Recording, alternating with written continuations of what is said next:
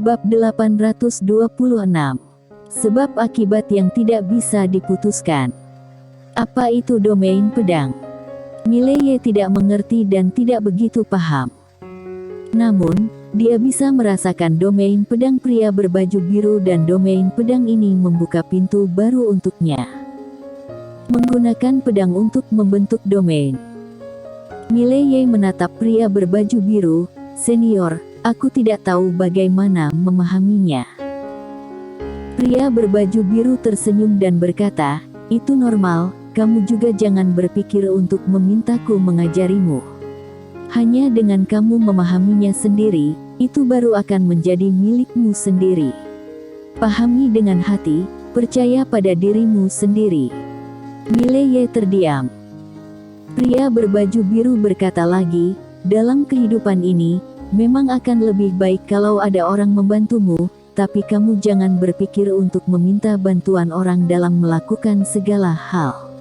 Orang paling tidak boleh memiliki ketergantungan seperti ini, karena seringkali, satu-satunya orang yang dapat kamu andalkan adalah dirimu sendiri." Seorang pria harus berusaha untuk menjadi lebih kuat dan menjadi orang yang bisa diandalkan orang lain, bukan berpikir bergantung pada orang lain. Apakah kamu mengerti? Mileye sedikit mengangguk, "Aku mengerti." Pria berbaju biru tersenyum dan berkata, "Pahami baik-baik. Waktumu tidak banyak, jadi jangan sia-siakan." Setelah selesai bicara, dia membawa gadis kecil dan si kecil berbulu putih pergi. Begitu dia pergi, banyak informasi tiba-tiba membanjiri pikiran Mileye.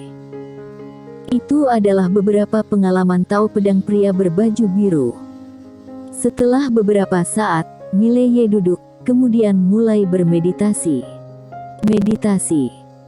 Ketika Mileye mulai bermeditasi, pria berbaju biru, gadis kecil dan si kecil berbulu putih kecil sudah tiba di langit berbintang. Ini adalah star teritori yang tidak dikenal. Setelah pria berbaju biru berjalan beberapa saat, dia berhenti. Tidak jauh di depannya, ada sebuah pusaran hitam dan ada aura jahat memancar dari pusaran itu. Melihat pusaran itu, pria berbaju biru terdiam. Namun pada saat ini, sebuah suara keluar dari dalam pusaran. Itu bukan suara manusia, entah sedang mengatakan apa. Tak lama kemudian, pria berbaju biru tersenyum tipis. Apakah bencana? Setelah beberapa saat, pria berbaju biru berbalik dan pergi. Waktu berlalu sedikit demi sedikit. Selama dalam periode ini, apa yang Mileye lakukan setiap hari adalah bermeditasi. Tepatnya menyerap beberapa pengalaman tahu pedang dari pria berbaju biru. Harus diakui, setelah menyerap pengalaman tahu pedang pria berbaju biru, Mileye merasa tercerahkan. Arah tahu pedang semakin jelas. Domain pedang. Dan tujuannya saat ini adalah membentuk domain pedang, menggunakan pedang untuk membentuk domain.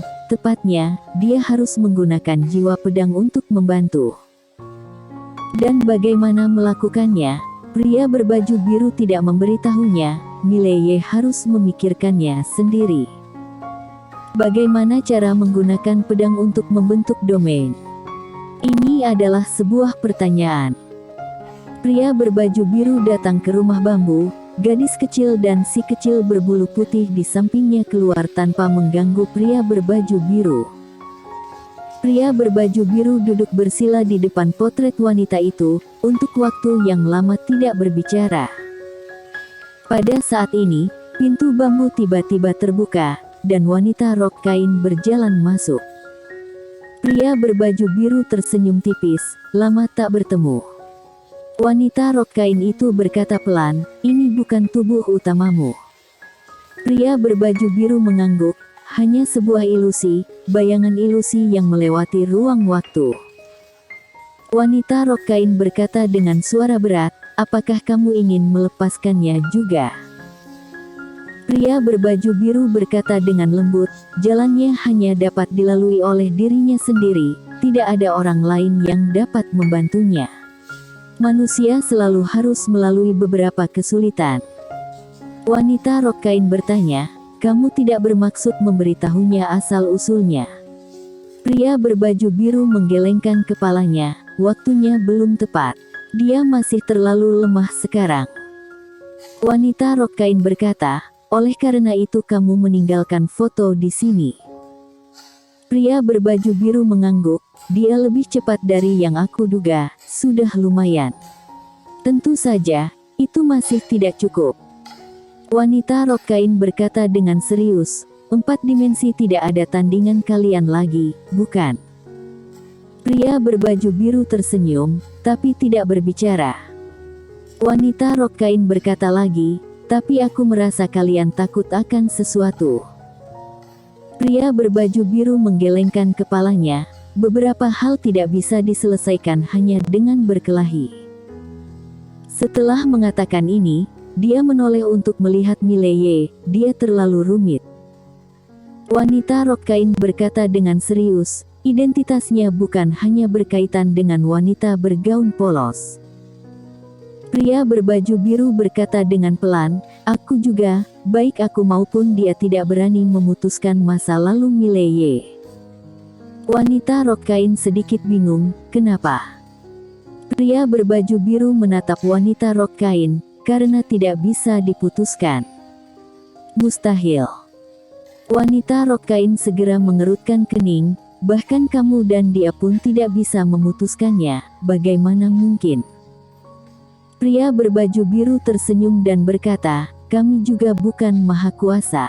Tentu saja, kalau bermusuhan dengannya, bisa diselesaikan dengan satu serangan pedang.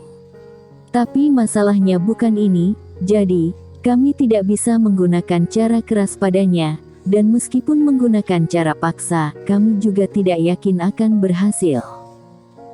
Wanita rok kain menatap pria berbaju biru, siapa dia sebenarnya? Pria berbaju biru terdiam. Setelah beberapa saat, wanita rok kain menggelengkan kepalanya dan mendesah, rumit. Pria berbaju biru mengangguk, ini sangat rumit. Sebab akibat pada dirinya, tidak dapat diselesaikan dengan pedang. Kalau tidak, aku dan wanita bergaun polos sudah akan menyelesaikannya sejak lama. Wanita rok kain berkata dengan suara berat, apa yang wanita bergaun polos lakukan sekarang? Pria berbaju biru berkata, membantu Mileye memblokir setiap sebab akibat. Wanita rok kain menatap pria berbaju biru dan bertanya, bagaimana denganmu? Pria berbaju biru tersenyum dan berkata, aku sedang mencari sumber sebab akibat. Wanita rok kain bertanya, apakah kamu sudah menemukannya? Pria berbaju biru berkata, sudah ada beberapa petunjuk. Setelah mengatakan ini, dia berhenti sejenak, kemudian berkata, tapi masalahnya menjadi lebih rumit. Wanita rok kain bertanya lagi, kenapa? Pria berbaju biru mendesah pelan, sakit kepala. Setelah mengatakan ini, dia menatap wanita rok kain, ingatlah untuk datang mencariku. Wanita rok kain terdiam. Pria berbaju biru hendak bicara, pada saat ini, dia tiba-tiba melihat ke posisi di mana Mileye berada. Saat berikutnya, dia dan wanita rok kain menghilang. Dalam sekejap, dia dan wanita rok kain muncul di depan Mileye. Saat ini, di sekitar Mileye, ada kekuatan misterius yang menyelimutinya, jangkauannya kecil, tapi ada. Jejak keterkejutan melintas di mata pria berbaju biru, menarik. Wanita rok kain bertanya, domain pedang. Pria berbaju biru mengangguk, dia memahaminya yang cukup baik, dia tahu bagaimana menggunakan jiwa pedang untuk membuka jalan bagi domain. Meskipun itu bukan domain pedang yang sempurna, itu sudah membentuk pondasi, kelak kalau giat melakukan meditasi, sangat mungkin untuk membentuk domain dengan pedang. Menggunakan pedang untuk membentuk domain. Pada saat ini, Mileye membuka matanya, wajahnya penuh kegembiraan, senior, apakah aku berhasil? Pria berbaju biru menggelengkan kepalanya, ini baru permulaan. Sekarang kamu baru saja melihat sekilas domain pedang. Selain itu, jangkauan domain pedangmu terlalu kecil untuk digunakan melawan musuh, masih tidak bisa digunakan untuk melawan musuh, apakah kamu mengerti? Mileye tersenyum masam, bukankah itu sama saja dengan tidak berguna? Pria berbaju biru tersenyum dan berkata, bagaimana mungkin tidak berguna? Coba aktifkan domain pedang. Mendengar ini, Mileye mengikutinya, menggunakan jiwa pedang untuk membentuk domain pedang kecil di sekelilingnya. Pria berbaju biru menatap wanita rok kain, cobalah. Wanita rok kain mengangguk, dia merentangkan telapak tangannya, dalam sekejap, kekuatan misterius menyelimuti Mileye. Aturan hukum Yin dan Yang. Ekspresi Mileye berubah, karena pada saat ini di tubuhnya, pria berbaju biru berkata, gunakan domain pedang. Mileye bergegas menggunakan domain pedang, dalam sekejap, kekuatan misterius di tubuhnya langsung ditekan. Meskipun tidak sepenuhnya hilang, kecepatan penuaannya berkurang lebih dari 10 kali lipat. Mileye tertegun, lalu menatap pria berbaju biru, senior. Pria berbaju biru tersenyum dan berkata, domain mengendalikan semua aturan hukum dan aturan Tao. Tentu saja, kalau kekuatan orang lain terlalu tinggi darimu, kamu tidak dapat menekannya, tapi bukan tidak mungkin untuk melawan. Mendengar ini, Mileye bergegas mengangguk. Sebelumnya ketika dia berhadapan dengan wanita rok kain, dia sama sekali tidak bisa melawan. Jangankan dia, bahkan master seperti Darin Li pun tidak memiliki kekuatan untuk melawan wanita rok kain. Namun sekarang, domain pedang miliknya yang baru dikembangkan dapat menekan aturan hukum ini. Apa artinya ini? Artinya dengan domain pedang ini, Mileye bisa melawan banyak master yang jauh lebih kuat darinya, setidaknya tidak memiliki kekuatan untuk melawan. Domain pedang. Dan yang harus Mileye lakukan sekarang adalah sepenuhnya mengembangkan domain pedang, ini akan menjadi kartu trufnya. Pada saat ini, pria berbaju biru tiba-tiba tertawa dan berkata, sudah waktunya pergi. Mendengar ini, Mileye menatap pria berbaju biru, senior, kamu di mana sekarang? Pria berbaju biru itu tersenyum dan berkata, tempat yang sangat-sangat jauh darimu. Sangat jauh. Mileye hendak mengatakan sesuatu, tapi pria berbaju biru tiba-tiba berkata, sampai jumpa lagi. Setelah selesai bicara, dia menoleh untuk melihat wanita rok kain yang berada di samping, dia sedikit tersenyum, sampai jumpa. Wanita rok kain sedikit mengangguk, hati-hati. Pria berbaju biru tersenyum, tak lama kemudian, dia, gadis kecil di sampingnya dan si kecil berbulu putih berangsur-angsur menjadi ilusi.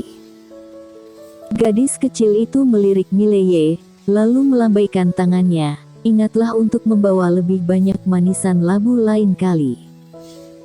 Si kecil berbulu putih itu segera melambaikan cakar kecilnya, maksudnya setuju dengan perkataan gadis kecil. Mileye tersenyum, lalu bergegas mengeluarkan 2 manisan labu dan menyerahkannya kepada gadis kecil dan si kecil itu. Si kecil berbulu putih itu mengerjapkan matanya, kemudian melambaikan cakar kecilnya. Sebuah manik putih seukuran tinju tiba-tiba terbang hingga ke depan Mileye. Mileye tercengang, dia hendak bertanya, saat ini, pria berbaju biru, gadis kecil dan si kecil berbulu putih itu sudah benar-benar menghilang. Hanya Mileye dan wanita rok kain yang tersisa di lapangan. Setelah terdiam sejenak, wanita rok kain berkata, aku juga sudah harus pergi. Mileye menatap wanita rok kain, senior, kalau kelak aku dalam bahaya, tidak, kalau kelak aku pergi ke istana Yuming lagi, apakah aku masih bisa bertemu kalian? Wanita rok kain menatap Mileye, kamu hanya bisa menjalani hidupmu dengan caramu sendiri, terutama selanjutnya, tidak ada yang akan keluar untuk membantumu lagi. Kamu juga jangan memiliki pemikiran ketergantungan seperti ini. Setelah mengatakan ini, dia berhenti sejenak, lalu berkata, "Aku akan membantumu sekali lagi." Setelah mengatakan itu, dia berbalik dan menghilang di tempat. Mileye terkejut, lalu buru-buru mengikutinya. Wanita rok kain datang ke langit berbintang. Dia melihat ke tempat yang tidak jauh di depannya. Saat berikutnya, tangan kanannya tiba-tiba terentang, lalu ditekan dengan perlahan. Setelah terdiam sejenak, bas! Suara pedang Tao tiba-tiba terdengar dari kejauhan. Kemudian, cahaya pedang Tao datang dari kejauhan. Melihat ini, ekspresi Mileye tiba-tiba berubah. Pedang ini sangat kuat, seolah ingin memotong langit berbintang hingga berkeping-keping. Itu sangat menakutkan. Pada saat ini, tangan kanan wanita rok kain tiba-tiba ditekan dengan ringan, kemudian cahaya pedang Tao menghilang tanpa jejak. Di kejauhan, orang tua sekte pedang menatap wanita rok kain dengan dingin. Saat berikutnya, dia berbalik dan menghilang di tempat. Tidak berkelahi. Dia tahu bahwa wanita rok kain sudah akan menghilang. Sekarang bertarung dengan wanita rok kain adalah hal yang sangat bodoh. Selama wanita rok kain menghilang, Mileye pasti akan mati. Wanita rok kain tidak mengejarnya. Orang tua sekte pedang ini tidak lemah. Kalau pihak lawan tidak bertarung, dia juga tidak berdaya. Bagaimanapun, dia bahkan bukan tubuh bayangan. Setelah terdiam sejenak, wanita rok kain menatap Mileye, "Jaga dirimu." Selesai bicara, tubuhnya langsung menjadi ilusi. Mileye bersambung.